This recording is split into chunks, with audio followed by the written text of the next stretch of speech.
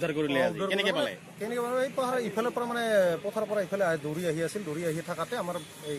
কি কয় ঘৰৰ মানুহে ধৰিলে ঘৰৰ মানুহে এই বাছত লৈ সেইখিনিতে সোমাইছে তাতে ধৰা হৈছে তাৰপিছত ধৰি ফৰেষ্টক জনোৱা হ'ল ফৰেষ্টে আহিলে অহাৰ পাছত এতিয়াও সিহঁতক গোটাই দিয়া হ'ল আমি মানে বিশেষ সূত্ৰে গম পালোঁ ইয়াতে মানে বনাঞ্চলৰ পৰা জনাঞ্চল অহাৰ এই হৰিণটো হয়তো কোনোবাই ইয়াত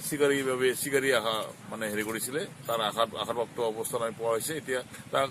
আমাৰ পশু চিকিৎসালয়লৈ নিয়ে তাক চিকিৎসা কৰি যাৱতীয় মানে ব্যৱস্থা কৰা হ'ব আৰু ট্ৰিটমেণ্ট কৰি তাক আৰু পুনৰ বনাঞ্চললৈ এৰি দিয়া হ'ব।